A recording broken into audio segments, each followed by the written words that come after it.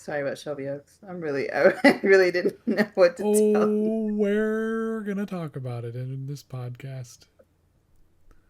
Is that the Where one are with? I saw like a clip. Is that the one with like the demon? Yeah, I don't care You could- about we? You spoilers. could say You that, talking I about the guess. end? It was Suppose that's what it was. Or they're watching like VHS tapes, right? no, Sort of. Are you gonna no. I talk think about it it was- in the podcast? Yes. Oh, Like, yeah. The plot. He watched it for this. He watched it for this podcast. So we could talk about. Well, Yeah, I mean, like, two are you gonna talk about the plot though? I could. Because I kind Seen of it, just so I want could- this like spoilers. Yeah, I think I'll spoil it. I don't want you guys to watch it. Don't waste your time.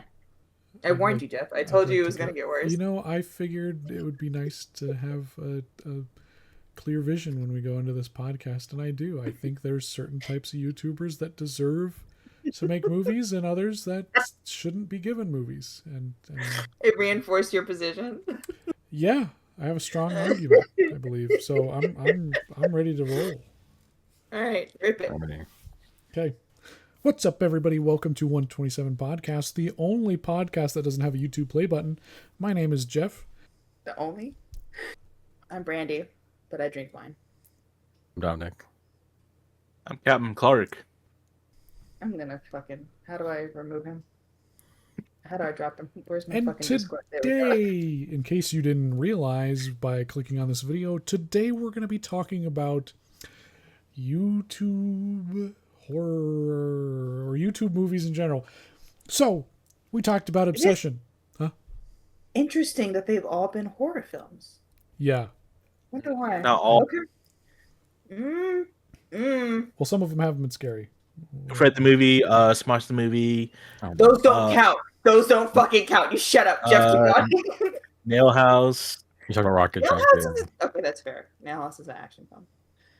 That's true. All right. Did you say Dom? No, because Brandy mentioned Rocket Jump. Rocket and Jump, Those yeah. weren't Yeah. pure horror. That's true. That's true. That's true. But they haven't gotten a theatrical yet.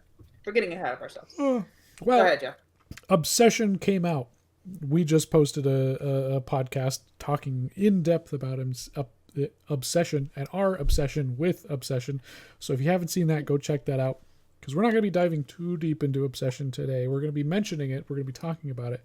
But hot on the heels of Obsession came another little horror movie called Backrooms.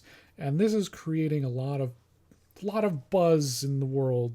These two directors overtaking a Star Wars movie, deservedly so. These, people who are creating amazing films. And it kind of brings up the conversation of YouTubers doing film. And for whatever reason, this is mainly in the horror space. Now, we've seen YouTube horror before. Earlier this year, we saw Markiplier do Iron Lung. We saw Chris Stuckman do Shelby Oaks. We saw the Philippou brother. How do you say their last name?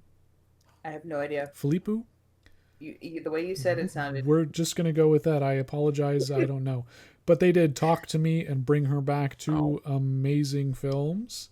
So we're going to be talking about these things. We're going to be going into our opinions on YouTube horror or YouTube films in general. We're going to be going into the future of that. These people have already been given movies. There's some other people who've been given movies that haven't made a film yet, but they've been doing YouTube. So we're going to talk about that stuff too.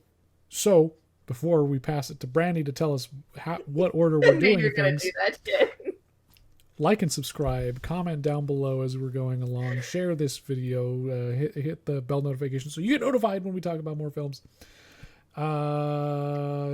Subscribe, I think I already said that. Anyways, for you audio listeners, we're on YouTube and you can watch us. You can look at our faces. For you guys on YouTube, you want to stop seeing our faces, we are in audio form now through Rough Edge FM. We're on all your places that you can listen to podcasts.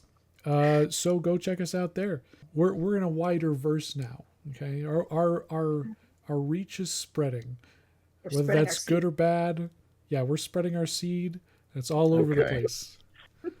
It's on your back. It's on your leg. No. It's on your lower lip. Just like It's that, everywhere. we've lost our reach. Never mind, Brandy, please. Where are we? Yeah. What's our order? All right. All right, so I'm not going to go over the whole overview, but the first thing we wanted to talk about were a lot of YouTube movies that have been coming out as of recent era. Backrooms, obviously, not Shelby Oaks, sorry, Obsession. We just got through watching Iron Lung a couple of nights ago, although I fell asleep. And then you just got to see Shelby Oaks this morning, as well as Talk to Me and Bring Her Home that came out recently. After that, we'll go over if they're good or bad and kind of decide if those directors should be getting sequels or like if this should be a thing that should continue to happen in the first place. I have strong opinions about that part. And then lastly, we're going to talk about the future of YouTube directors kind of taking over Hollywood as a whole because it seems to be a growing trend that I really feel like I don't know. I got feelings, I got thoughts, but I won't get ahead of myself. I feel like we should touch on Backrooms because, I mean, given Anakin's background and we've all just seen it. What? Is there a bell? What There's, happened? there's a bell noise that I imagine has something to do with Anakin. A bell? No. Oh, is this what you heard? Did hit it? Silence. Can you? Maybe a spoon hitting the side of a ceramic cup? Yeah, because I think my fan. yeah, Oh, that's that. Yeah. that's Okay. what- Okay. That's I was what like- I thought. All right. So don't joke around, guys. My life's in danger here. That's what I thought. I was like, oh, I was like, Anakin. this is scary movie. It has this elaborate. Y'all thing really like planned with his paused background. too. I was like, did you see It something? was like in the it was like 3 steady in a row, and we were just I like, didn't know you okay, guys could hear it. where's I the was bit like- again? Yeah. There's no big, guys. My life's at risk in here. His Please. background is the back rooms. No. I'm sorry. You were literally doing the get out thing to me. I was sinking in my chair for a second. You're reversing the tides. So we're starting with what now? I was sinking in the cuck chair. Yeah. We're gonna start with. I saw I it. just look like a cuck chair now that you say that. We're gonna start with Backrooms because we all just got through seeing it, and I feel like this is really what put this whole podcast into the horror YouTube movie realm, as opposed to us covering the summer scream scary whatever the fuck it was supposed to be. Yeah, I will mention that was our original plan for this podcast was to talk Mhm. about the hype behind Hokum, Oh, yeah. Obsession, Backrooms, and Passenger coming out. Passenger. And then Passenger came out and we realized that's a load of shit. So we're not even going to talk about that. Don't That's go only see Jeff that and I saw the movie. fourth one. We're It's about to get the fucking passenger glazers in the comments now. stupid. Yeah, Yeah. you know what? I'll call them all. Yeah, all idiots. 2 of them. Yeah, Call them all They're- idiots. yeah. So that's coming because that's what they are. Anyways, we're going to be talking a little bit about Obsession, but we're not going to go in depth on Obsession. Mhm. So like I said, do go check out that podcast where we do go in depth if you do want to learn more about Obsession.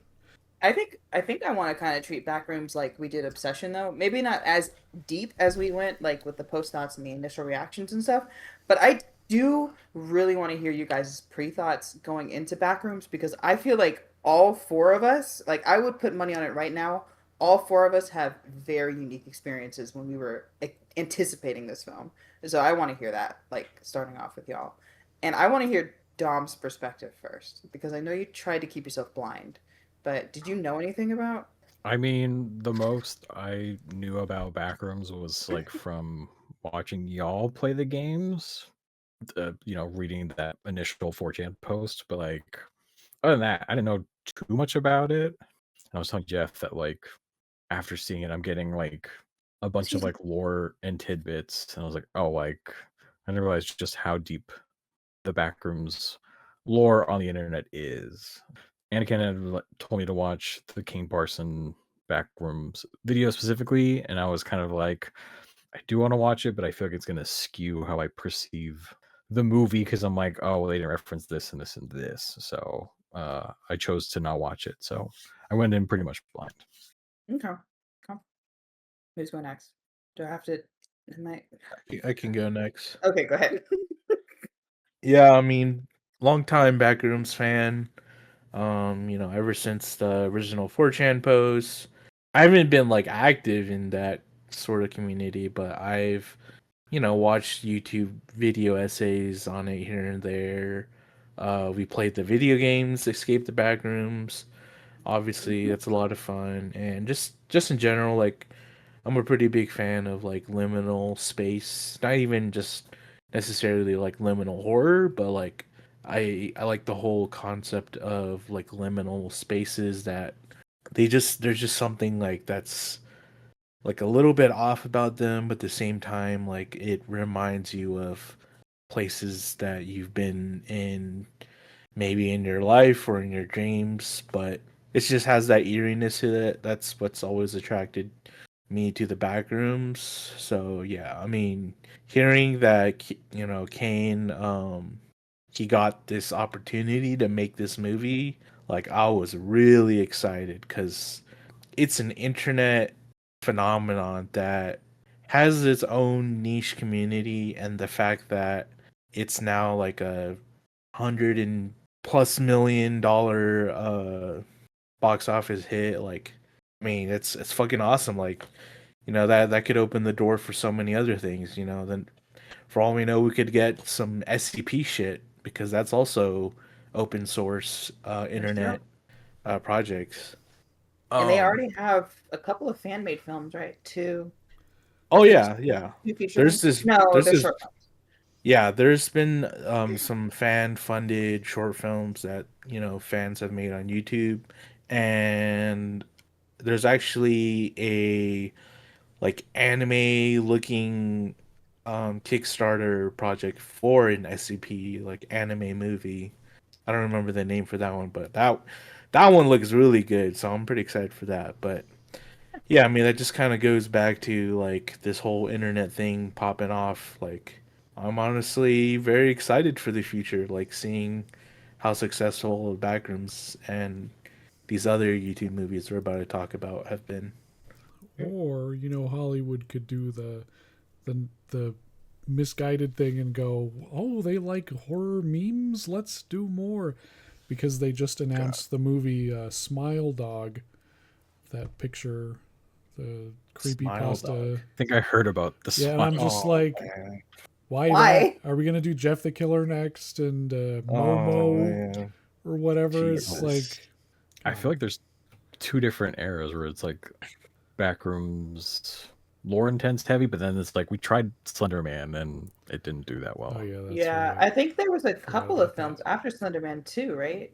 Because like wasn't But Smile or Smiley was supposed to be something also internet based? Because Tobuscus was in it. That's what I remember. I'm not joking. That's an old name. Yeah. I was gonna bring him up. I was thinking about. I was trying to think. I don't know YouTubers. Who am I gonna bring up at this? I was like Tobuscus. Who even knows who that is anymore? Anyways, no one. um, No He's been one. canceled. He's been yeah, yeah. yeah. Fucking Pee Wee I Herman used, looking I at. used to watch that guy too. I did too. I Yeah, was a I know a huge lot of people Tobuscus did. fan. Yeah. I never watched him. That's Hmm. my only bragging right. Yeah. You know what? That is a bragging right. I would say. I want to go last, Jeff. So Okay. you're on the hot Yeah, seat. you never watched him because you're too old. Well, You were too old for him at the time. No, that's not true. Wasn't there some like internet war between Tobuscus and someone else? I don't remember I don't know that. who I that just was. remember these literal trailer reacts or whatever. Yeah, those were my Have you There's an read favorite. it? intro of darkness, then redness, and whiteness, or whatever. Oh God. I Yeah. watched his Minecraft series, and what else did I watch? I watched his animated series stuff too, where they were like Oh, y'all are speaking a translating it. second language. I have no idea what you're Really? talking about. Chicken and a biscuit. Yes, Yeah. thank you. Oh my God. All right, let's stop talking about the Tobuscus now. Oh, wow. Oh, as everything's coming back, it's like the Dude, I the gotta gate is open and the reels are flowing past. I'm it's just just like, flooding in. We just lost our yeah, entire Gen Chicken and Z a biscuit. audience. I yeah. acted like a fucking sleeper agent. These fucking old heads talking about YouTubers. You guys Anyways, remember yeah. Wait Captain till we bring up Marvel? Fred. Shut up. Yeah. So I didn't really know much about the Backrooms until Anakin had brought it up when we played the game a number of years ago, and then the short This is film last year. we've been playing for a while, since like COVID, Yeah, I want to say because but they've been it was adding Chuckle levels Buster. here and there for Oh, it. okay. But that's when I started watching the Kane Pixels series. So whenever he'd drop a new episode, I'd watch that. I in preparation for this movie, because I was hyped and happy that they picked him. They could have picked anybody in the world, but they picked him to continue this story that he had built up and over the past number of years, which I thought was a really smart move. I did rewatch his series on YouTube, and then I did watch because I'm subscribed to Wendigoon anyways.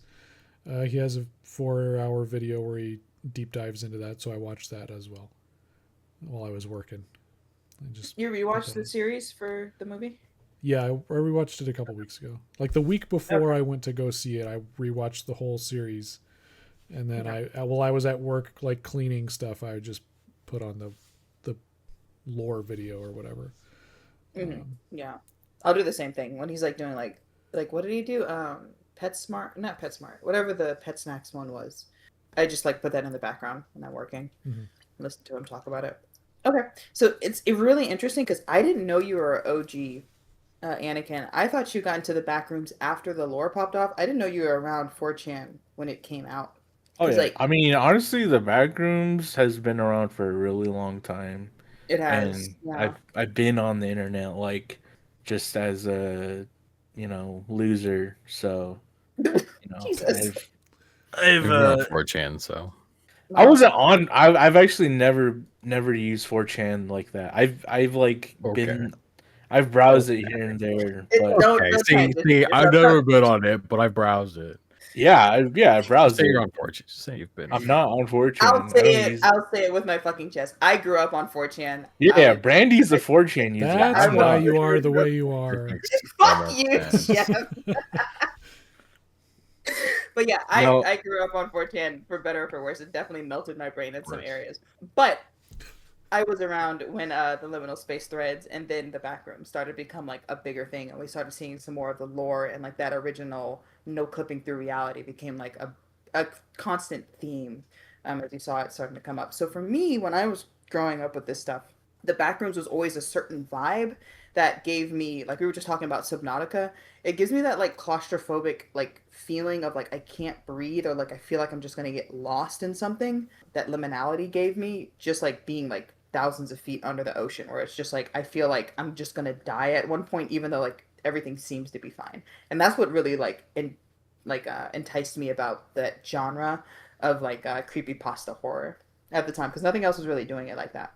I think it was like when the Backrooms became a little too like lore heavy, and like people were trying to tell like more stories. That's when I started to break away from that, and then I also, thank God, got off of 4chan, where I just like kind of completely dropped off. So when you, Anakin, got us onto the Backrooms video games, that's when I was like, holy shit, like this whole thing has seriously blossomed. I didn't even know all of that existed. So going into the movie, I didn't really have that many expectations. I had seen pieces of the Kane Pixels series, I think up until like, I want to say like episode 12 or 13 at least is what I remember the most of, but I know I've seen found footage 2 or whatever it is, which is like a later episode. I think I just watched it, I don't know when. So I'm familiar with like the lore-ish that Kane Pixels was kind of building in. But for me, the Backrooms has always been a vibe, and always has been like a kind of ethos, as opposed to like a concise lore-heavy story. So going into the movie, I didn't really have any other expectation other than like just really try and sell me that feeling of like I am drowning in like fresh air, or like even stale air. It's like we're in the Backrooms and I feel like I can't get out. It's this labyrinth feeling. And I mean, he fucking delivered. So, I mean, like we can go into the movie now if you guys really want to, because like I said, I don't want to get too hung up on the movie theater experiences. I feel like everybody in my theater was very locked in, even if they didn't know what was going on.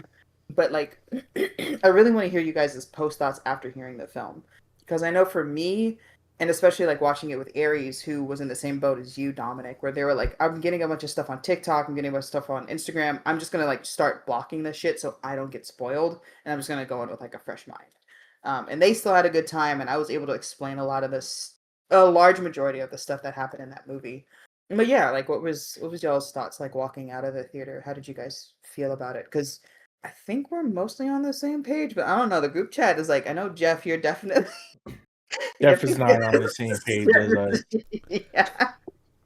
Do you want me to go then. If you want to go first, you can. I'm fine with that. This I came out of it not liking it initially. I liked the first half of the film because I look, I understand that to present an idea like this to a wider audience, it has to have story structure, it has to have characters that go through development and stuff like that, and you know, there has to be more than just walking around this empty space and exploring it and things happen, right?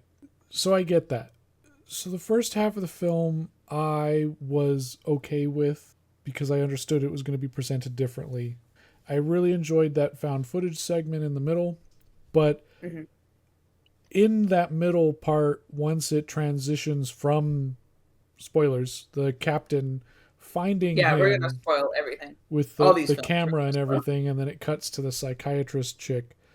That second half of the film I didn't really care for because I feel like we kind of stepped away from the backrooms and this exploration thing and trying to get out into the mentality and the psyche of people in different lives of loneliness. While loneliness and all that is like inherently a thing of the backrooms, and you could say that these two people are like sort of the idea, like what scares us about the backrooms as a person, I guess. I just was like, I kind of just want to see them try to get out or something. Like I wanted more of what the YouTube series was, like the found footage episodes, found footage 1, 2, and 3, you know, or even like something like Pitfalls. And I think it just wasn't what I was expecting, especially with the entities, because like in that series they're just these kind of stick figures that as the series progresses kind of get a little more detailed, but it's heavily implied that those stick figure entities come from the dead bodies of people who get lost in there. But these are kind of like their it's, and you also don't get good shots of them in the series, whereas this, it's like it would be like Jaws, you know, you're just, here's the shark, but we're not only going to show you the shark, we're going to talk about the shark. We're going to tell you why the shark is the way the shark is, and we're going to explain the science behind the shark, and it kind of takes away a lot of the mystery of the backrooms, and I feel like that was what it was for me. Was there, while there is still a lot of unknown left to the backrooms, I feel like there was so much explained and so much shown that it was just kind of like, well, I don't know. So I like the first. I wouldn't say I like the first half. I'm okay with the first half, and then I didn't really care for the second half. Am I coming around on it? Yes, because all of those issues are inherently my own issues based on what I know from the series. But you know, I understand that you have to do a movie that can be consumable by a wider public, and we will be talking about someone who did not do that a little later on. That commenters, I know it's a me problem. You don't have to type all that. Just backspace it now, okay? It's too late. They're press enter. You know it. I'm not gonna read it. Okay. I kind of want to go next just to kind of hop off of that because I went into this movie again, very low expectations, just kind of nail the vibe of what I've known the Backrooms to be, which I feel like the first act and a half really did a great job of that. Like you're saying, the found footage was a good introduction to that. And I also feel like when like Clark was going through the backrooms for the first time and he's just walking through it, it's like, dude, do you know where the fuck you are or are going? You're just going through doors, crawling through cubbies and shit. It's like, it's just like, it was that same kind of like claustrophobic, like my shoulders are hunched up. Where the fuck are you going? And do you know where you are? I feel like they did a great job on that. But in contrast to what you were talking about, Jeff, I was very concerned if they were going to try and do like a very standard three-part structure or three-act structure, good guy, bad guy, resolution kind of film. Mainly because I didn't feel like that's really what the Backrooms has ever been represented as, and I didn't know how you kind of build a villain without it being instantly async or it being like this entity that we have to kill and then we like, you know, discover the entity and then that's the end of it. I feel like making it this character study and really like giving it this more ambiguous kind of vibe really gels really well with exactly what the Backrooms was. And to me, like I was saying to you guys in the group chat, this is like a super mature film. It's very impressive to see it come from somebody like Kane, who's about 20 years old. Because to me, it really seemed like he stamped his identity on how he understands the Backrooms, which, in my opinion, it's not so much about memory and things of that nature. It's more so like this cyclical, like the cyclical expression of trauma, and especially like a really interesting play on how like four-dimensional like time is like expressed in how we would understand it in like our realm of a three-dimensional space where everything is like getting consumed. I think like especially the last scene did a great job of hammering that home if you were paying attention to the movie. So to me, I really feel like the direction that he took, the Backrooms, did a great job explaining exactly what the Backrooms was while still maintaining the mystique by wrapping it around these two characters that still had a lot in common, but were so distinct that allows you to try and figure out what your interpretation of the Backrooms would be dependent on who you would pick as you watch the movie. I really, really thought he did a great job. It is one of my favorite films definitely for this year, and I feel like it's a contention for like I want to say like a top 10 film of all time for me, but as we Right. talk about the rest of these films, yeah, I think maybe that might simmer down, but for the most part it's like it's sitting up there as like a really really good fucking film. So, yeah, that's where I'm at with it. I pass it to Anakin. You look like you're ready to go. Yeah, yeah, I'll go. Yeah. Yeah, so coming out of this, I really liked the movie. I had a great time with it, and just straight out of the theater, I gave it like a 9 out of 10. And I purposely gave it a 9 out of 10 because I had pretty much almost no problems with the movie. But there was just something kind of missing that I was like, I can't give it a 10. You know, Mm. that I had a feeling that there was something missing, but I at the time I couldn't really put a finger on it. But after hearing Jeff and his, whole take on what he didn't like, I think the way that the entities were revealed in the movie, and like how Jeff was saying everything's explained just straight up too much, and kind of the mystery of ambiguity is just completely ripped away. I can see a problem with that, and on the one hand, I really like how Kane ties in Async being an MRI company with this whole like a mental health thing. Obviously, there's a lot of connections. There's threads throughout. You could just pick any thread and you can trace it, and you'll fucking you'll uncover a whole shit ton of other lore from that. And I really like that from Kane's take on the Backrooms lore. But I think I would have a problem if that's just kind of that's all the Backrooms is. It's just mental health stuff. And, I want the Backrooms to be like this all encompassing fucking like there we have like so many different stories and elements to the Backrooms. It's not just like about this Clark character and his personal struggles. Like I would like to see in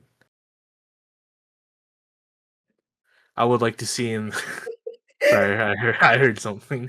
Well, I saw something in your corner over there, so you might want to move. But Yeah, I would like to see in the second Backrooms movie, which they're already confirmed to be making. Mhm.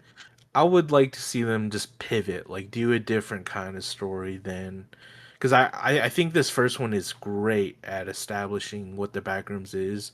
I want the second one to kind of just jump straight back into the Backrooms. Maybe it's now we're following async employees or something and going on that side of it. Or maybe it's not even async. It's like another complete random person that just got roped into the Backrooms like Clark did, but they're like a I don't know, fucking tech bro or something. I don't Yeah. want a tech bro in the Backrooms. I'm just an example. Yeah, That I is just the vibe of found footage like one, right? Where it's like somebody falls through. They're walking on the sidewalk or some shit like that, right? Uh, it's like teenagers are making like their own film. Yeah, yeah, they're doing yeah. like their own. Yeah, yeah, yeah. Okay, okay. So you're saying Yeah. something like that kind of vibe? Yeah, I just want like some random person to have like discovering themselves in the back room, be like, yo, what the hell? What's this? And then Mm, maybe we go from there and sprinkle in some more async lore along the way or something. I think we're done with this whole Clark story anthology.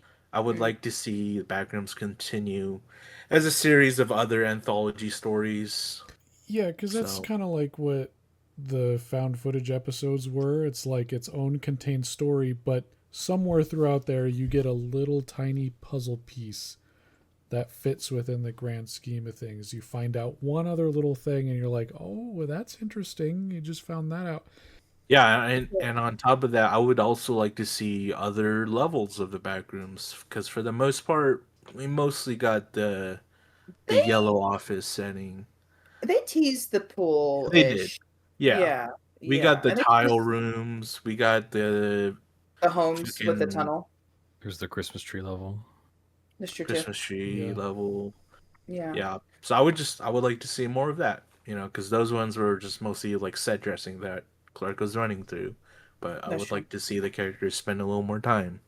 So, in your opinion, this feels more like a origin story, like an origin Marvel story kind of Yeah, setup. for me it's definitely like Iron Man, and then now I Hmm. want to see fucking Thor. I want to see something else, and hopefully Iron Man doesn't come back in the second one. I mean, he's dead, Like so there's no way he's coming back. Dominic, go. yeah.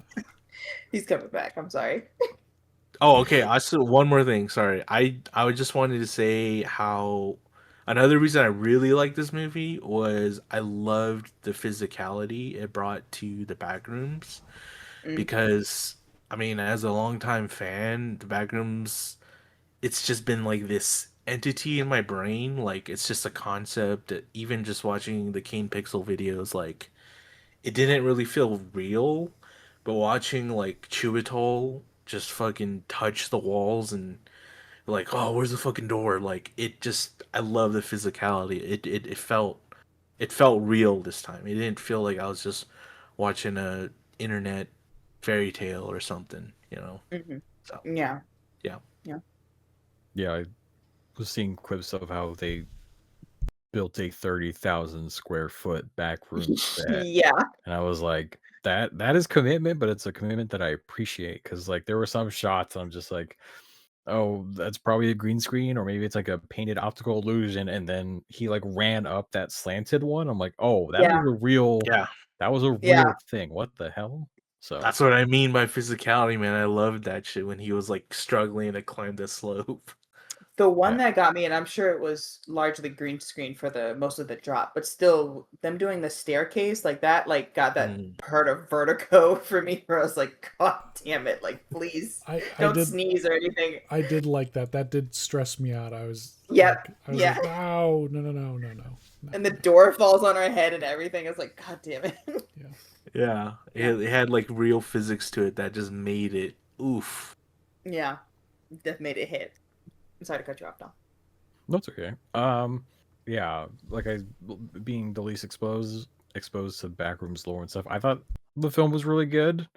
Jeff commenting about like the first half and the second half definitely just gave me the impression now like this could have been like a two-part YouTube series where it explores Clark's character first, and then like there's other That's a background cool videos, idea. and then it jumps back and it's Mary's point of view as she like runs into Clark, who has been missing for forever. But I thought it was pretty good. I would have loved like one more found footage section of the film. I didn't mind the character analysis, but like of like Mary, talking about Clark's faults and whatnot. But I probably would have liked to have learned more, I guess, about Mary because we only got like the hints of like her mom being crazy, and I assume she was in the back rooms at one point because she like taped him up and she was like they're everywhere. So probably would have liked a little more, but like Oh, I like that's interesting theory. Yeah, I that's an actually interesting didn't think about perspective. that. Yeah. okay. Especially with the tunnel scene where they're showing how the different layers of memory the backrooms like consume stuff. That's a really good point. I never thought about that either. Yeah, I just thought 'cause she of, was like worried about getting evicted.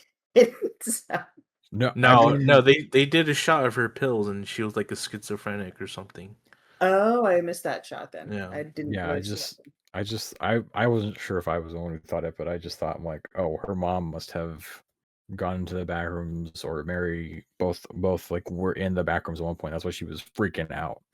Yeah, I don't know much about the lore, so the async like at the end, I was just kind of like, okay, but then learning that it's like that's mainly Kane Parsons' stamp on Backrooms lore, and that like other people have like different lore, I think is a Mhm. cool aspect. So it's like, would they bring back Kane for the second film, or would they hire someone else who's like really lore heavy / focused? Because like this, Anakin's aesthetic, it's like floor 0 basically, and then there's like hundreds, if not thousands, of rooms based on whomever invents and expands on the lore of the Backrooms. But I didn't know we were getting a second one, so I think that's cool. I really hope that they tear down and rebuild the 30,000 square foot set, because I feel like it has that movie magic to it of them being like lost, like watching. I can't pronounce his name, so I'm just gonna call him Clark because I don't remember his name. I can't pronounce his actual name.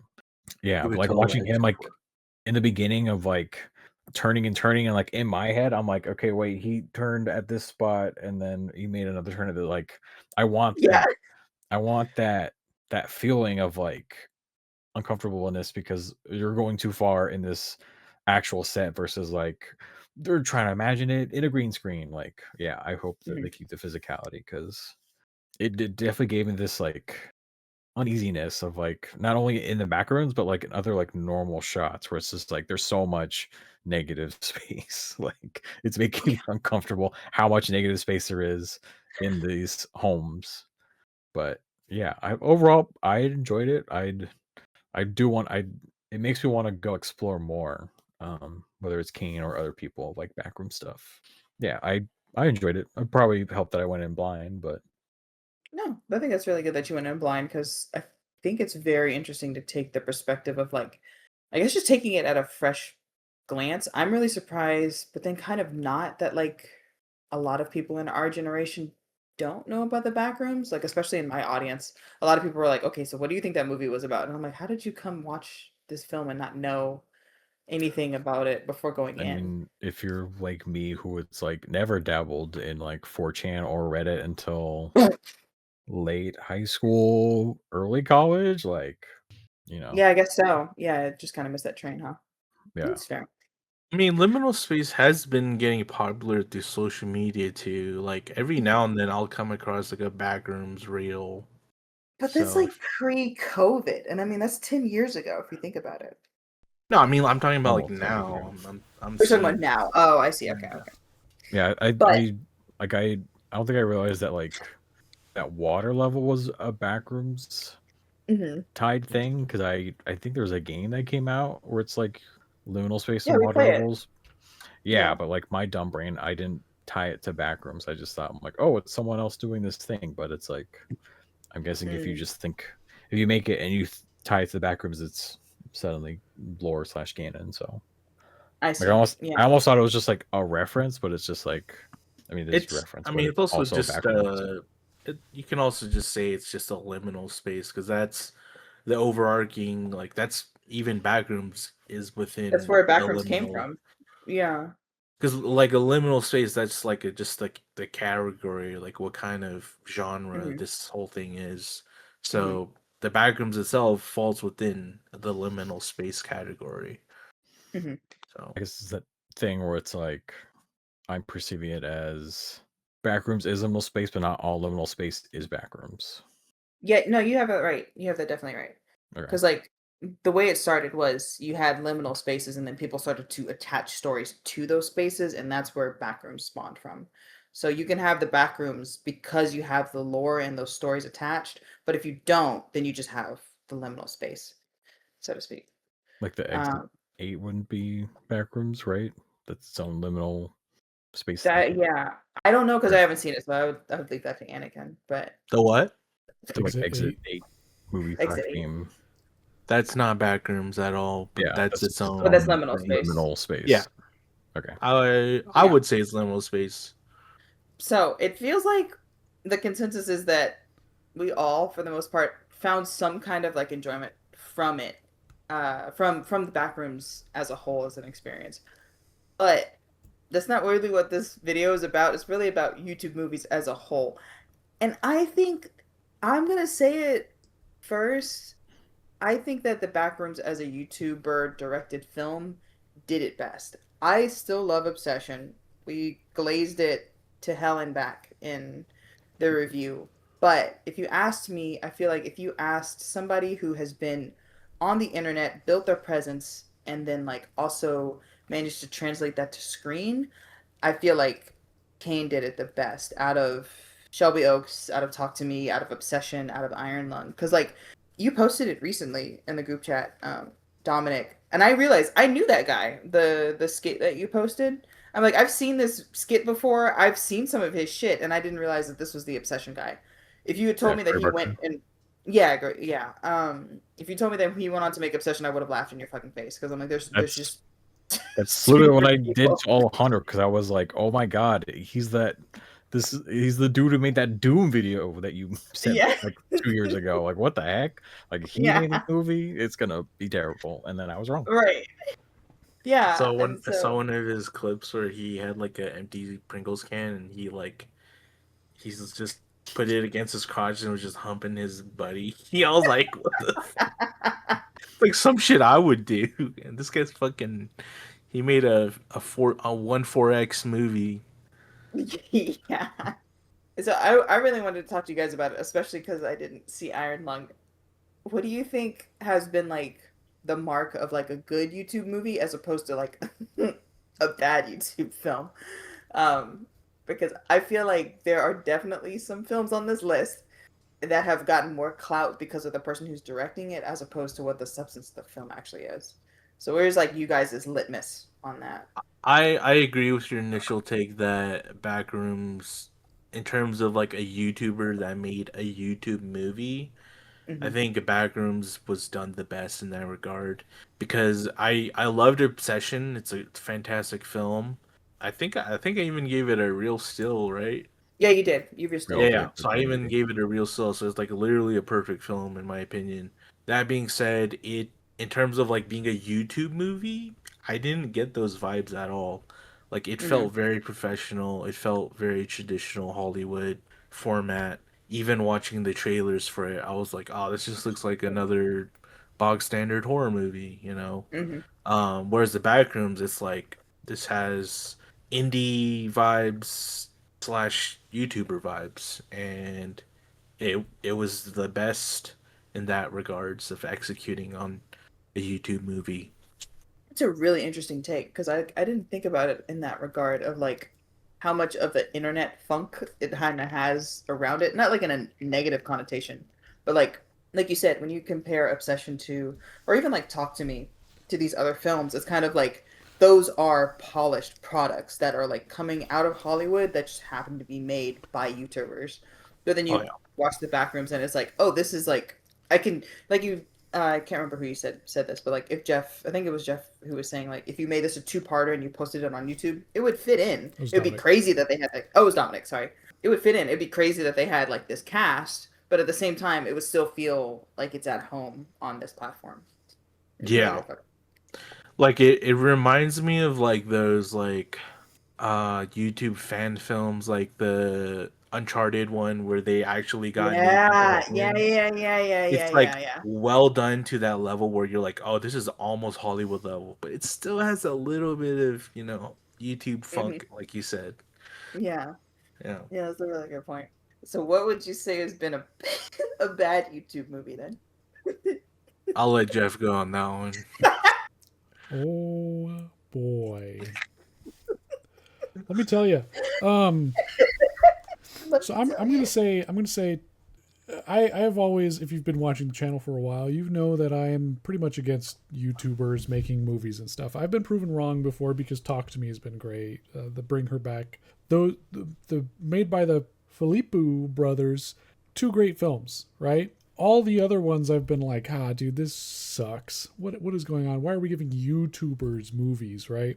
I want to be a little more concise with that and say that I feel like if your whole YouTube platform is making short films and working on that craft, like there's a guy we're going to talk about soon named Dylan Clark who made a bunch of like really good horror films. I don't know if you guys have ever seen this short film, Portrait of God.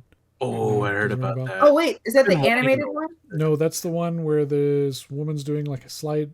She's doing a project, and there's like a slideshow, and you're supposed to see the image of God in this picture, right? It's a Let me horror look that up real film, quick. really, really well done. I'm I don't wanting know to if I'm watch it. remembering that correctly, but it's really well done. Yes, yeah, I've seen some of these. I've seen some of these. Yeah. So I think he did another one that's really well known. I don't remember which one it is, but Oh, wait, fun anyways, fact about that, by the way, it's being made into a movie. yes, we're going to talk about that. We're going to talk about that eventually. But anyways, people like that who are making short films, who are making content for film, yes. If you give them a movie to do, I will trust that. You know, it's not like you're giving Smosh a movie or fucking Rhett and Link from whatever the fuck. You know, you're not The just Mythical Morning. yeah, you're not just going like, well, he's popular on YouTube, I better give him a fucking movie to do. You know, there's a difference between the types of YouTubers that should be making movies and the YouTubers that shouldn't be making movies. Now, 2 movies we saw recently were by those kinds of people, I would say. The popular YouTubers that they're not known for making these types of things. Really? I'm gonna say we're gonna start with Markiplier's Iron Lung. I didn't like it, and it's I for fell asleep on it. the exact.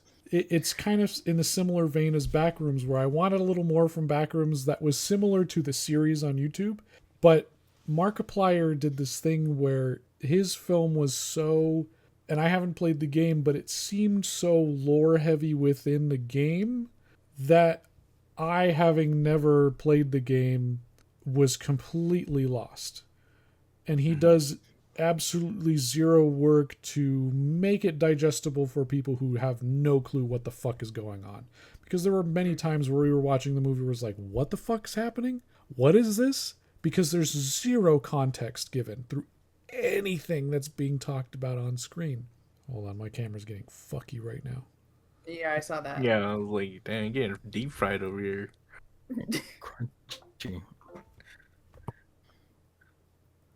Ooh. Jesus man. No Christ. pen made it better. Dude, Markiplier's fucking pissed. Don't piss off Sniper Wolf next. Sniper Wolf? I was about to say Sniper Wolf's bringing back her magic. What was I saying? Hey, you're alienating an audience. Give your Can I funds jump in of here? reading.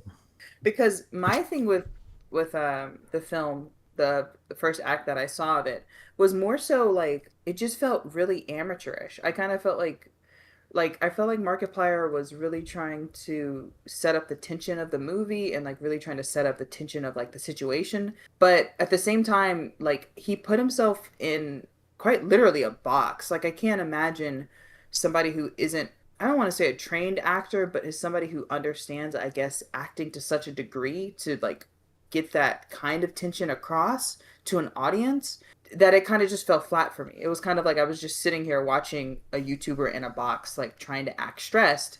And I'm sitting here experiencing that moment of like, oh, this guy is like really trying to make me feel stressed by his acting, as opposed to me experiencing somebody going through a traumatic event of like being trapped in a fucking submarine under thousands of feet of blood.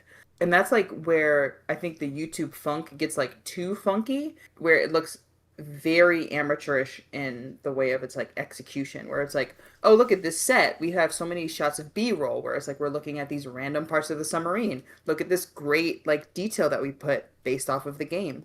And then you bring him up for the first time and he's really trying to like have this dialogue, but the writing is like trying to really stress the situation as opposed to like making the situation stressful. And so like it's moments like those where I feel like a movie that is coming from a YouTuber falls flat, because it's like trying to get you to get those emotions as opposed to organically giving them to you like the Backrooms does.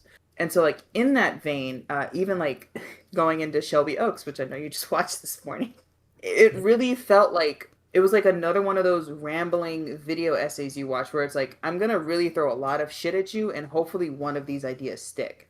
Where we go from, oh, this is a mockumentary to, okay, now it's a mystery and we're gonna find this girl, to it is a straight up demon film where people are getting possessed and like force choked and people are flying out of windows.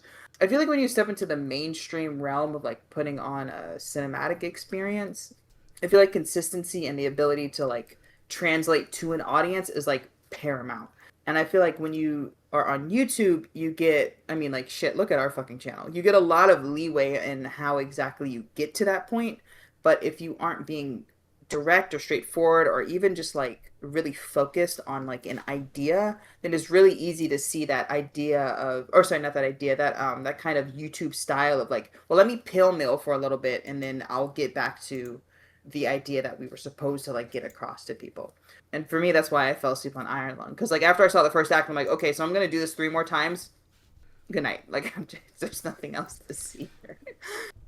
Yeah, I feel like Iron Lung was definitely better well made than Shelby Oaks. I will say that because at least Really? yeah, I because I feel Yeah, like like with fuck Chris besides the lost context of the film, I feel like it was well made and you know, I just don't know anything about the lore. I don't know anything about the story or whatever. I was lost completely, but at the end of the day, like I can appreciate the care and the love that went into it to make a film that is based on a game you really enjoy. Now, what Chris Stuckman did with fucking Shelby Oaks, like, you have 20 minutes. 20. Okay, so hold on a fucking sec. Jesus fucking Christ, this fucking thing's pissing me off. Give me a second. Oh shit, he left. This is so fucking stupid. Why? Damn. Yeah, they're pretty strict here. It has to be a liquor store, so. Anakin, stop it. They didn't watch it. Yeah, I don't think so. Go back. I didn't think so Anakin, either. stop that. You fucking freak. I know, I see that too. Cut the shit out.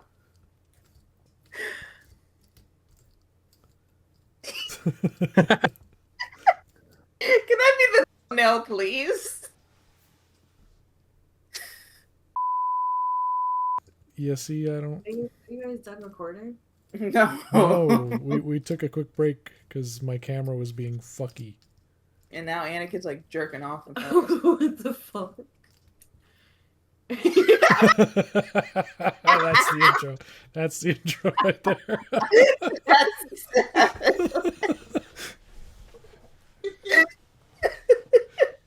I'm folding my clothes down. Yeah, sure. Yeah. I'm folding my Hold hog. something all right. Holding your hog. All right, where were we? We were We're talking- gonna pass to Anakin before you yes. pop off about Shelby. Yeah, before you. Anakin, before I aggressively attack Shelby Oaks here, why don't you give your take on Iron Lung before we keep going? Iron Lung, yeah, so I also didn't enjoy it for the same reasons Jeff did. Got lost like way too fast, and it just wasn't a fun experience. And the more I think about the movie, I actually think I know why, and I think it's for the simple fact that like Iron Lung is a movie made for Iron Lung fans, like fans of the game, and to an extent, Markiplier fans as well. And I think that's a very niche market. Like, I can kind of see why there was some Hollywood controversy about. I don't know too much about Iron Lung or the production around it, but I just heard some things like he wasn't allowed on the red carpet, all that stuff. I don't know how true any of these claims are, but I can see from like a producer level of why they wouldn't want to like back something like this. And it's just a very niche film, you know. It's you would only truly enjoy it if you played the games or if you just really liked not knowing what the fuck is going on. And you could have probably watched Markiplier's like playthrough. I feel like maybe it was kind of a love letter to the people who watched him go through that game.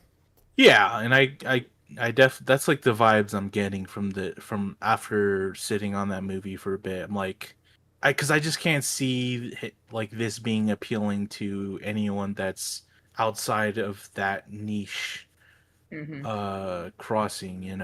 Either you're a Markiplier fan or you're an Iron Lung fan. And yeah, I mean, it's unfortunate, but did not enjoy that movie as someone that's not part of any of those communities.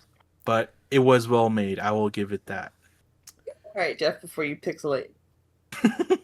Well, all right. So Shelby Oaks was made by Chris Stuckman, the guy who does the movie reviews, and the only thing I know about him is his thumbnails are either like this or like this.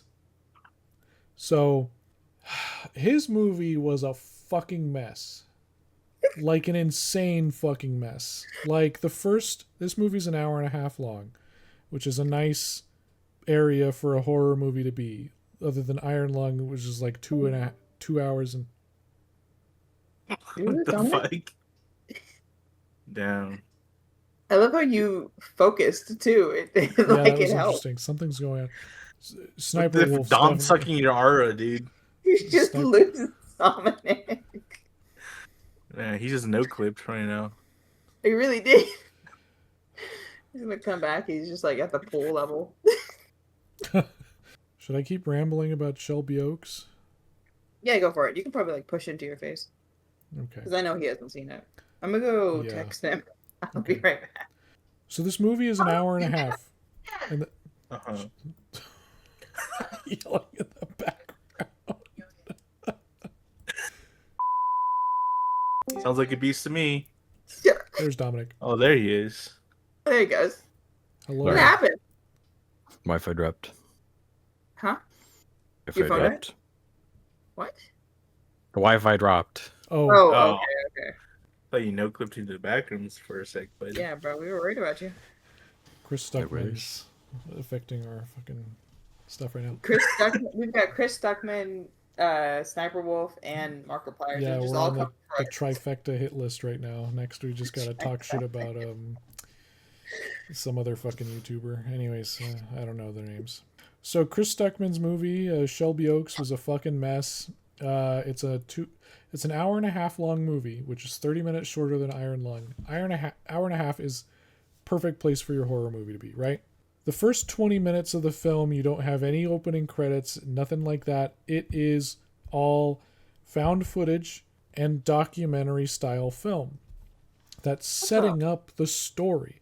It's setting up the tone of the film. It's setting up this believability as found footage films do. You're supposed to believe what you're seeing because it's a found footage film. You're supposed to believe that this is a real story. And then 20 minutes in, Shelby Oaks, made by Chris Stuckman. And then it just goes into this normal, omniscient view movie. And you're like jarred out of it. It's like, why would you set this up for 20 minutes? 20 minutes before you even get to the opening credits of the movie. That is over a quarter, right? Of your movie. No. How long is the movie? An hour and a half. Hour 30. It's like a third. Almost a third. So 20, Oh, wait, no. It's 2, not a 4, third. 6. Man, you guys need to go back to school. What the hell? I know. Okay, wait, hang A on. First quarter. off, It's wine like an is it's like an eighth. Okay, first off, 2, wine and 4, it's late. 6. I have an excuse. 2, 4, 6. 2, 4, 6. That's three A 20s. A fifth Three of a 20s. movie. 3 20s and 60. 2, 4, 6. Plus 30 minutes. So an extra 20 and 10 What are you minutes. doing? What is this math? This math is not it. I'm 2, sorry. 4, 6, 8. I'm gonna 80 minute movie. Okay. Anyways. I'm Wait, pixeling. it's just 20. It's just 20 over one. It's just 20 over 90, guys. You just reduce that. So that's like This what? isn't a 1 hour and soup. 45 You don't minutes. reduce it. What are you? It's 19%. Okay, Thank you. 19%. 20%. Perfect. So it's like 2% Three idiots. lower than a quarter. Got it. My bad. I'm a bus driver. I'm No, not a mathematician. quarter is I 25%. know That's a it's big difference. 25. Jesus. Are I you do sure you remember know? watching the movie though and being like, this is so weird how long we've gone without opening like any of the cast or But it's anything weird like that you set up the tone in the story in this sense yeah. that you're wanting to do found footage and you're trying to make it Mhm. believable and then you just fucking tear it away, throw it out the fucking window. And then not only that, but later in the film when she goes to the prison and then she goes to the amusement park or whatever, it's the same fucking scene 2 times in a row. She Yeah. goes there for no reason. I don't know what she's going to try to find. And then she stands there and then the breath gets cold and she goes, and then the demon's there. And then she runs away. And then she's on to the next place. And then the same thing happens. She, in the same night, she went from the prison to the amusement park. She's like, oh, gee, that demon encounter was real scary. I guess I better drive down the road to the fucking amusement park that's abandoned. Oh, the demon can't follow me there. And then sure enough, the fucking demon follows her there. And it's the same fucking scene. She's standing there looking at nothing. Oh, gee, my sister was here. And then fucking her breath gets cold. And then, oh, there's demons here. Oh, and she gets scared. It's like, am I... you did this 2 times in a row, really? And then she finds that old lady, and it's like, oh, what are we doing? And it just gets dumber and dumber and dumber. And then by the end of the film, I'm like, I already know what's gonna happen. Like, what idiot would like see that their sister's been raped a million times and has had a bunch of aborted weird babies, and then she's gonna put that fucking traumatized fucking prisoned sister in the same room with the baby, the rape baby? Yeah. It's like, what? And you're surprised? And then just everything the last 30 seconds suck ass. Like, It's really it really was a cherry on the top. you could have stuck with the tone of the found footage film that you set up, that you took 19% of your film to set up and establish and say, hey, we're just going to commit to the bit. That documentary team's going to follow you around while you go to these places. Might have been a hell of a lot better. Okay? I just, like, what the fuck were we doing? I'm just going to leave it there. Can I just ask, would it be like similar to like Resident Evil 7, where it's like the first portion of the very start of the game, you're like found footage, you're following this camera crew, and then like after that whole segment finishes, it changes into the main part of the game? Would that be comparable? I don't know if you're familiar with Resident Evil 7. I don't remember. Jeff. That's Biohazard, right? Yeah, That's right. it starts off like they're in the bayou. It's like a camera crew. They're like trying to investigate this haunted house or whatever, and then slowly everyone gets killed off, and it's all found footage. But then it's after that it switches to Ethan, the main game. Yeah, I would say like that. Yeah, because the whole thing is like it's a documentary crew interviewing, finding out about this chick's sister who was a big YouTuber in the paranormal community, and her whole team went missing, and then was like half of them was found dead or whatever. So this is a documentary talking about that event 12 years later, and then they get a new clue, and then the documentary team's like, wow, you got a clue, bye. And then the sister does it by herself, and then it's just like, you don't really learn anything. You're just like, oh, this guy, but why though? I don't know why, but okay. Oh, he's at this prison. Oh, he's at the prison because he stared in the same direction the whole time. Okay, well, at the amusement park. Okay, well, what does that have to do? Like, it was just, it could have been something better, but it wasn't, and that's all I'm gonna say. I was pissed off when I was done with that movie because it was just such a piece of shit. I agree because like I feel like if it had just chose one lane, it would have been fine. Like you said, it started out with a mockumentary. Okay, just go in on that. That's fine. And then it's kind of switched to like this mystery of like, oh, we're gonna try and find the sister and demonology and all this shit. Okay, that's kind of fine too, as long as we're gonna stick to that. And then at the very end, they try to like rape hillbillies. Yeah, they like, throw this M. Night Shyamalan like fucking twist, pretzel twist, and it's like, how did we get here? Yeah. None of this lines up with what you've been establishing. Yeah, And exactly. why the fuck did we think this was a good idea? And so they finished with that. And it's like, dude, if you just like calmed down for like 20 minutes, this would have been passable enough. This would have cleared Iron Lung, I Yeah. think. So, But I mean, in that sense, like, in all honesty, like, I feel like Markiplier's heart was in the right place with his movie. mhm. Chris Stuckman should make another movie. I'm just gonna say that. You can quote me on that. I don't fucking care. Stick to the movie reviews, dude. Stop. Okay, that movie sucked. Is it? Can I just ask? Is it because you think like he went to like he tried being too fancy with it? I wouldn't I don't even think see that. I he don't was think he had fancy a at all.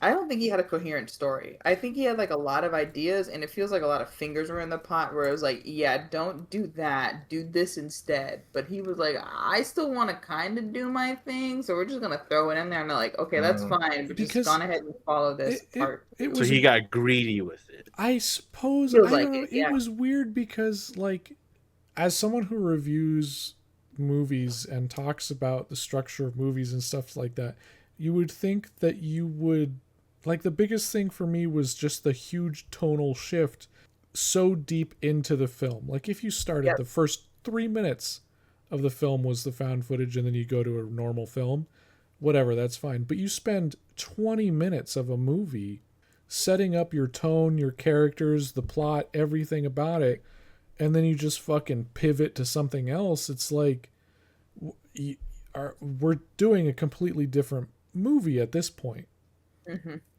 You would know, having to talk about movies as your job and reviewing movies and stuff like that, that's such, like, it's whiplash. And Yeah. you're going to lose like 90% of your audience with that, because you lost me. Because I was invested in those first 20 minutes. I was like, oh, wow, this is kind of cool. This is really believable, you know? Mm-hmm. And then you're just like, yeah, this isn't a real story. This is a normal movie. It's like, okay, well, what are we doing? And then it's just the decision after the decision after decision of just stupid horror cliches. And you know, you're looking at this big thing and it's like, oh, you know, there's a demon somewhere in there, but it's like, oh, he's right there. Okay, that's cool, whatever. It's just there wasn't anything of any note in that film, so I just I didn't care for it. And that goes, this has been a long-winded point to say that I believe that there are certain YouTubers that deserve films, and there are some YouTubers that are YouTubers, and they're going to stay YouTubers, and that's fine. That's, you know, they're making money. It's fine. Yeah. But we don't need Not to be Chris giving Stuckman. we don't need to be giving Chris Stuckman a movie because he talks about movies. We don't need to be giving Smosh a movie because they're a famous YouTuber. We don't need to be giving fucking give me another YouTuber, please. Tobuscus. We don't need to be giving Tobuscus a movie. Okay? Give me another YouTuber. I'm Just not said, like, relevant. Captain Sparkle. Japsepticeye. Yeah, I don't know who that is. Jacksepticeye. Jacksepticeye. He needs to go get that checked out with the doctor. I don't know who that is, but he doesn't need to make a movie. I don't know what he does. Okay? Popular YouTubers shouldn't be given movies just because they are popular on YouTube. And I'm afraid that that's what's going to happen now that we're handing out movies to YouTubers, that studios are going to be like, oh, hey, he's popular. He should have a movie, instead of looking at people who are objectively using YouTube as a But what place you're to saying is build you their Don't want a films. Mr. Beast movie. Perfect. I don't want that fucking guy to make a movie. You hand him like the reins to like fucking I don't know, Nightmare on Elm Street. You're gonna be like, Mr. Beast, can you make Nightmare on Elm Street? He's like, yeah, I don't know what he does. I don't know what he does in his videos. He's like, yeah, at the end, Freddy Krueger's gonna give away his claws in somebody's neck. He's gonna stuff everybody in a box, and if they can get out, they get $1 million and their life. It's like, I don't want that shit. You know, he can stay doing whatever the fuck Mr. Beast does. Stay over there, okay? That's great. Rhett and Link, they do their thing on theirs. Do I want them to do a horror movie? No. You know, could these people like secretly be like crazy horror people?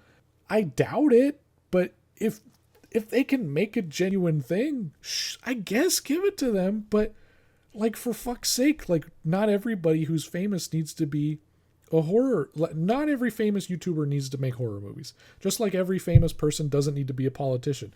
And we've seen that we need people who understand what the fuck they're doing to do what the fuck it is that they're doing. Okay? Yeah.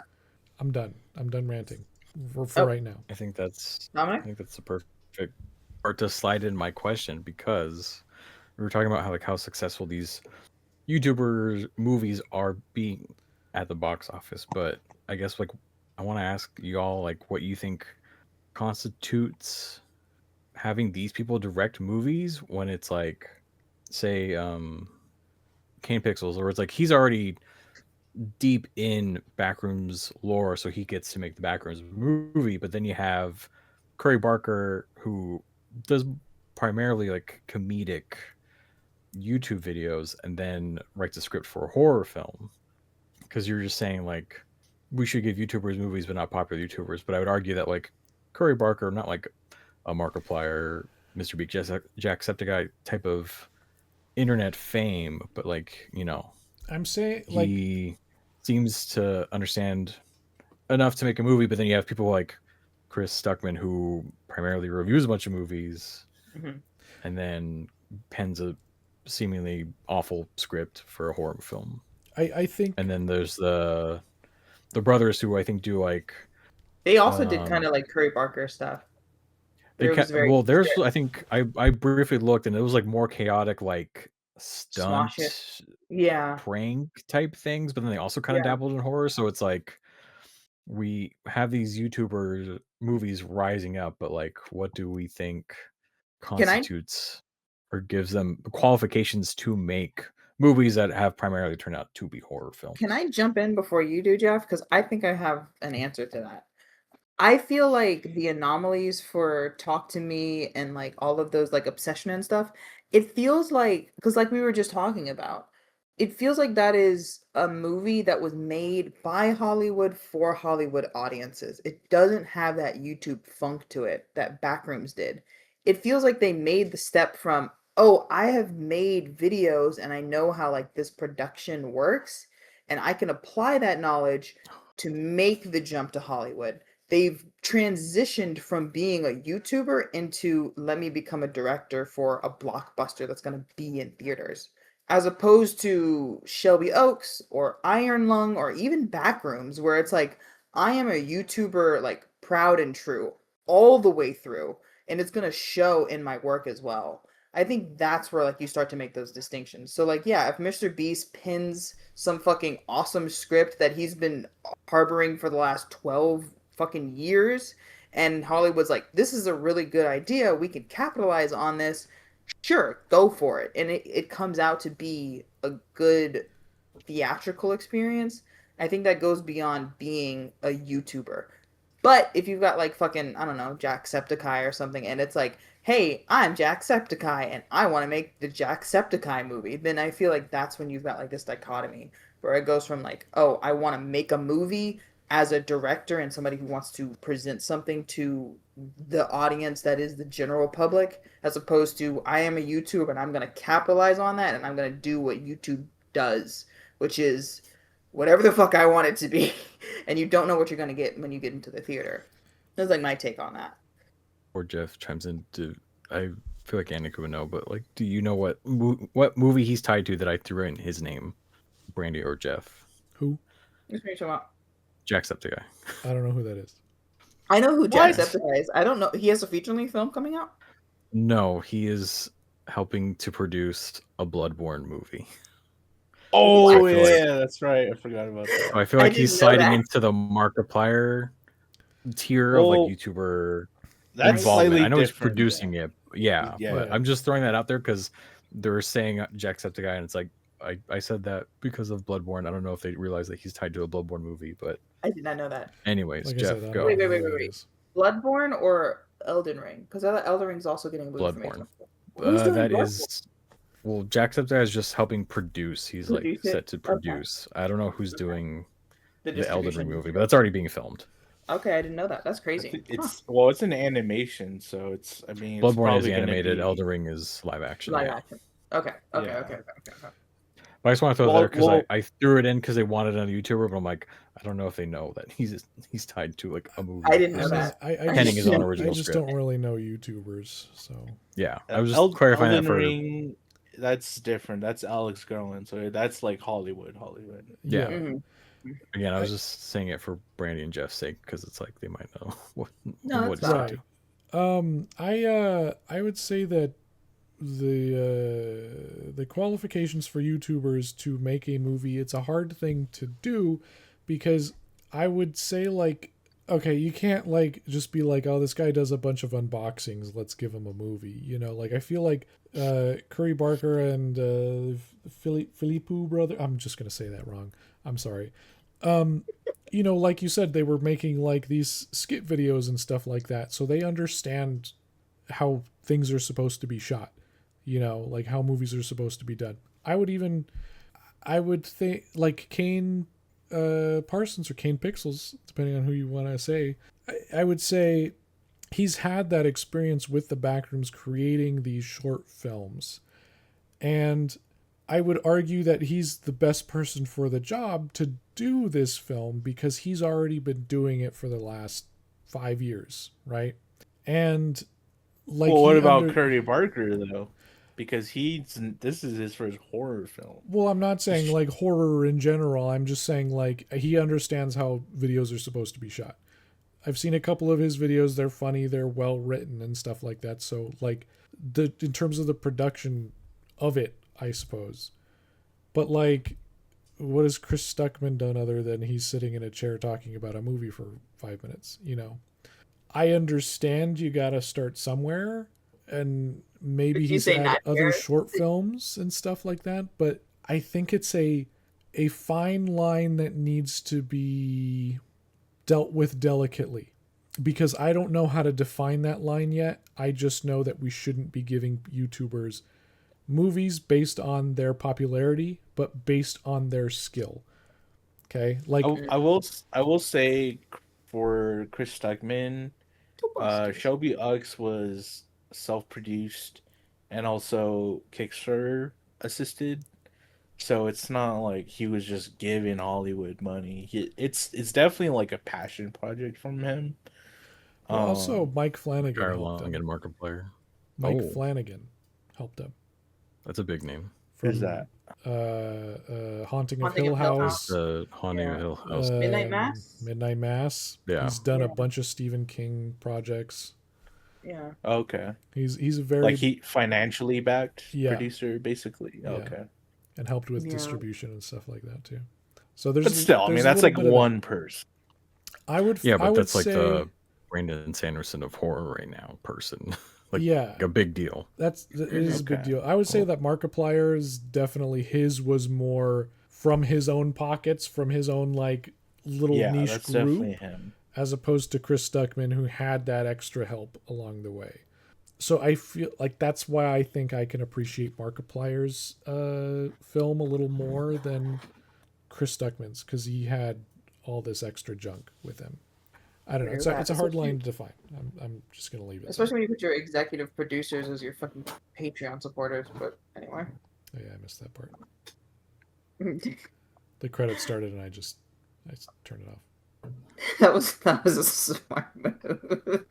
So then, I guess where does this kind of leave the future of YouTube then? Because like we're definitely gonna get more of this shit. Like Freddie Wong's Nail House is coming out for theatrical release in 20. Do you know if that's backed by anyone?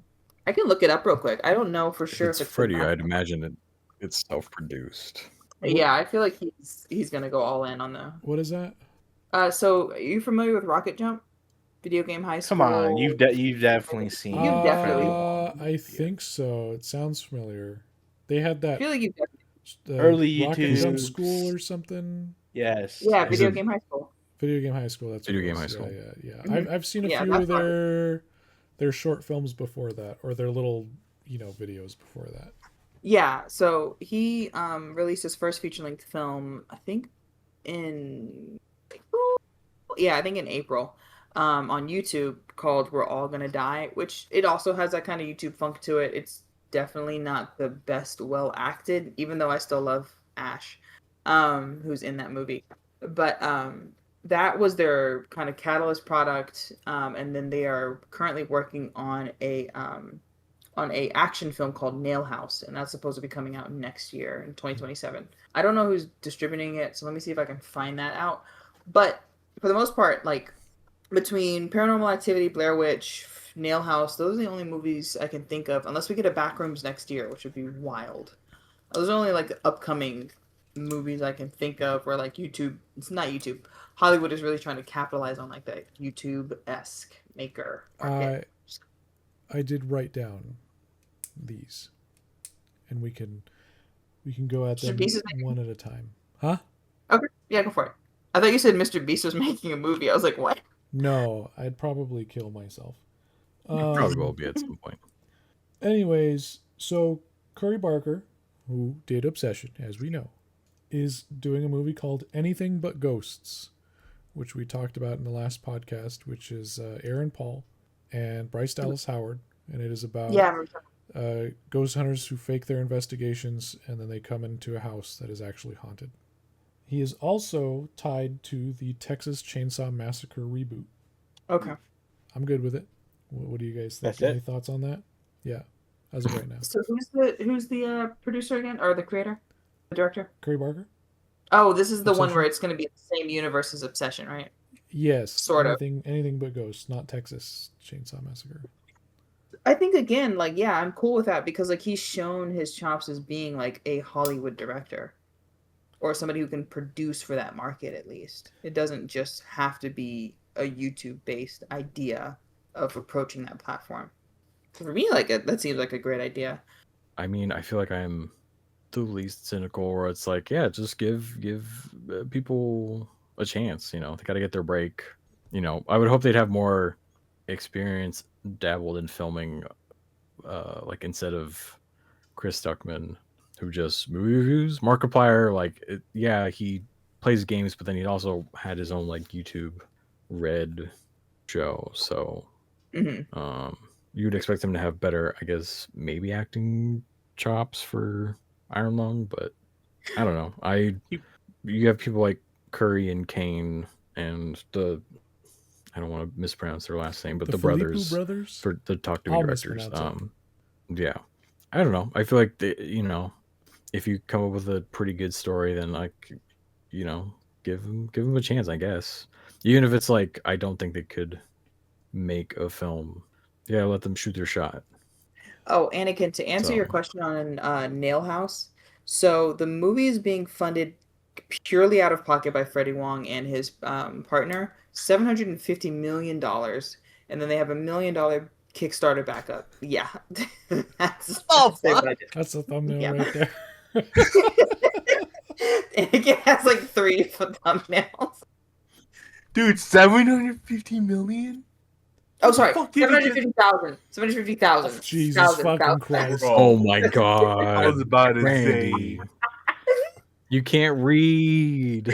I'm tired. It's late. Leave Dude, me I was alone. like, there's no fucking way he got 750 million for a fucking movie. 750,000. I know Rocket Jump's popular, but not that popular. Damn. Like, Yeah. Like, who's fucking backing him? Fucking China? That's like double. That's double what an Avengers movie costs. That's fucking crazy. Yeah, it is. Like, whoever is backing him is never making their money back. Yeah, there's no fucking. All they have to do is just beat Avatar twice, and they're good. Yeah, once for the first weekend, twice for the second weekend, right? Yeah. Um, That's just to get even, guys. Yeah, that's true. The third weekend, it's easy. Oh, yeah. So I'm gonna go down the list here. So Curry Barker, we're talking, is doing Anything But Ghosts and Texas Chainsaw Massacre. Kane Parsons, who did the Backrooms, is doing the Backrooms too. I've also heard rumors that he might be doing. I don't know if this is going to be Backrooms 2 or if this is its own additional project, but I heard he might be adapting The Oldest View. Oh, really? Mm-hmm. Okay, So that's Oh, interesting. I really enjoyed know that what little that is. series. yeah, that was a really successful series. So I've heard some things about that being potentially adapted. that's his other series, Yeah, right? Yeah. it's similar to the Backrooms, except it's contained to a mall. A There mall. is a Yeah. creature type thing in there. It's a little, it's similar but different. Okay. I Okay. really enjoyed that series, and it's only like 5 episodes or something, but they're a Okay. little Yeah. I know I've longer. seen snippets, but I don't think I've seen a full episode. Michael and Danny Philippou are doing. They've done Talk to Me and Bring Her Back, and they're doing Talk to Me. Yeah, I heard about that. I don't know how I feel about a sequel for that film. I feel like the first one is good enough. But again, like I'm having the conversation of like a Hollywood perspective. I think that they could probably pull it off because I still haven't seen Bring Her Home yet. But yeah, I think for me, I'm starting to look at like this sequel as like kind of undermining of what the first one was. I feel like it was very impactful because it was that standalone film. I'm very curious how they pull off a sequel. I don't know. I feel like time will tell with that one. Let's see. Chris Stuckman is doing another movie No, coming out next he has year. another film. Yes, it's called Penance. I saw that on his IMDb page, and the summary is this: a dying priest returns to his abandoned home to confront the sadistic spirit that murdered his family 10 years ago. Ooh.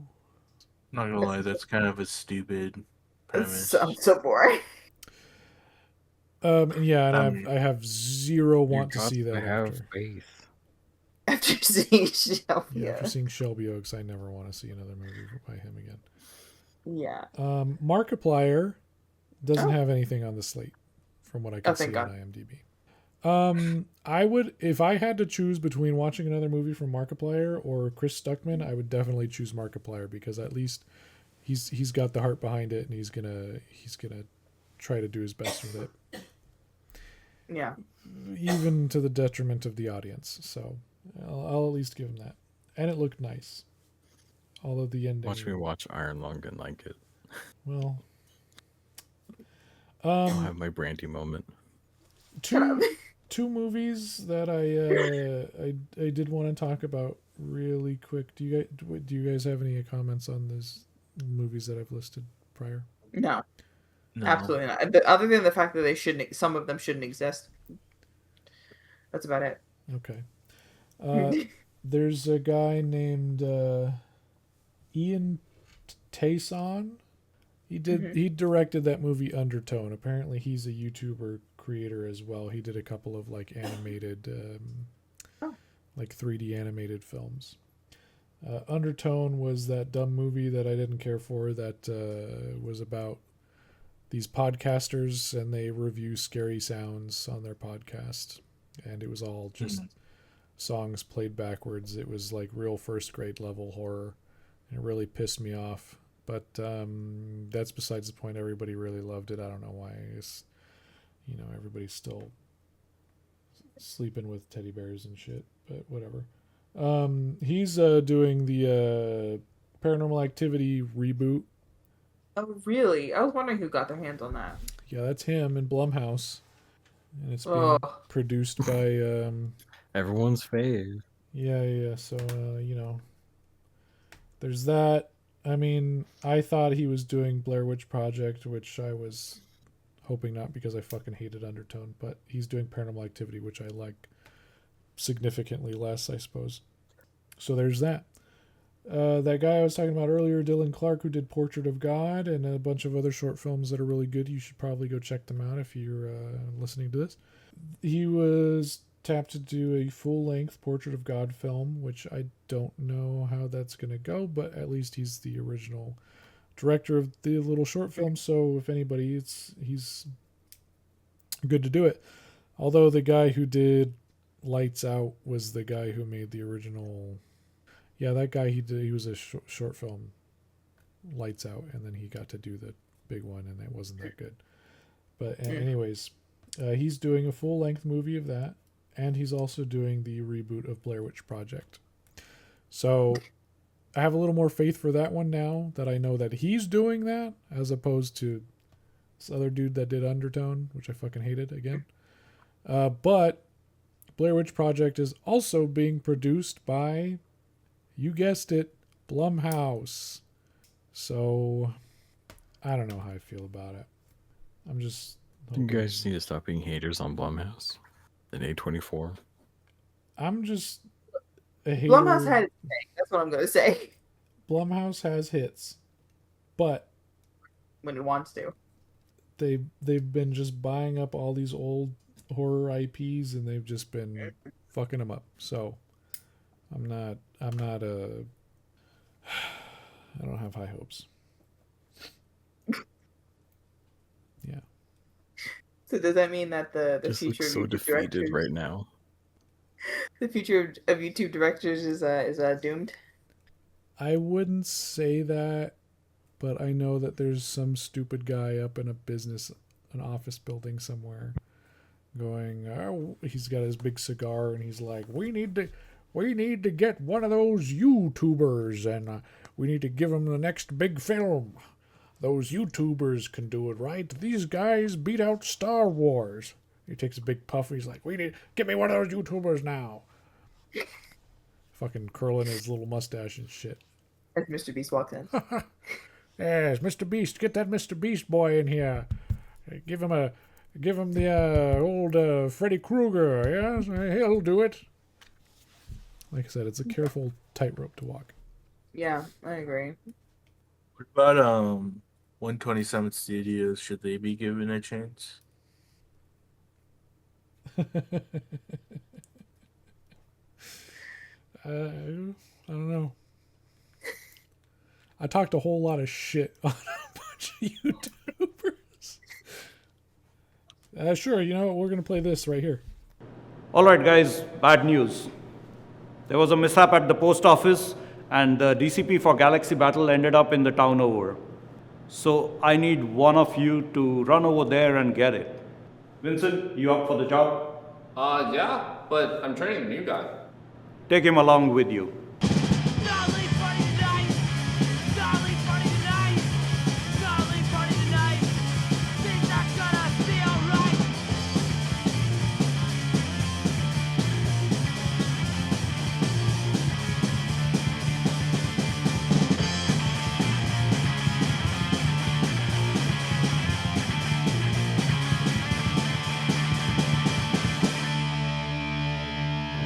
Great.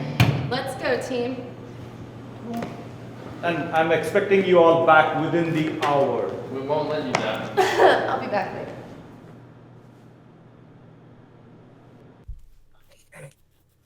Did you put the trailer up? Yeah, I'll put the trailer right there. Oh, yeah. Well, damn. How do you guys want to wrap this? Because that was the end of the list I had. I said my piece. You said your piece. I feel like I talked way too much. Yeah, on this forever ago. one, so, I've already generated 3 thumbnails, so my work here is done. okay. All right. All right, Jeff. We'll send this home. I felt I talked too much. My bad. No, you're good. No, you talked enough. Yeah, you talked a lot. That's what my mom said. Just put the fries in the bag. I'm going to do that sad face. I'm going to do that sad face that Nikki does. Mm. Needs more discomfort. More discomfort, probably less beard. Yeah, let's be. And a nice rack.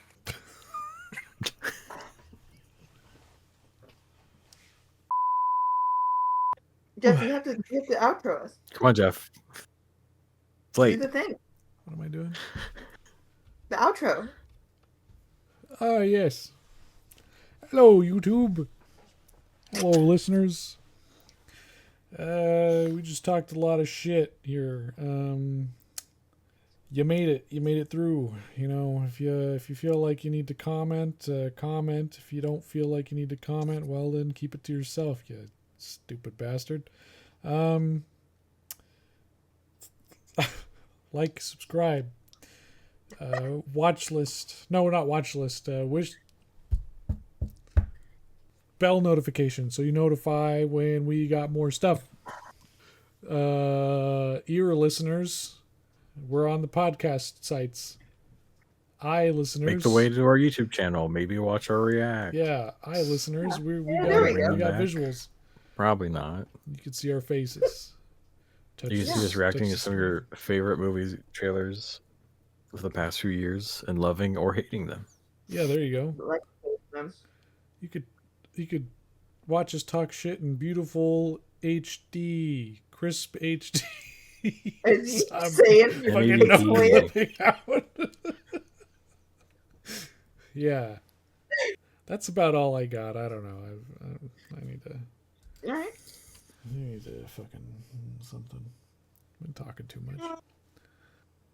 Stick around for our next episode where we talk about our favorite glup shitto. That episode's Ugh. never coming out. It is. The Spider-Man one eventually came out. We were talking about that for years. That's true. That is true. Anakin, your helmet back there looked like the stick figure from the Backrooms for a second. Holy shit, And it I was does, like, oh, dude. shit. You're about to get fucked. I was like, that wasn't there a minute ago. All right, we're done. Good night. All right, see ya.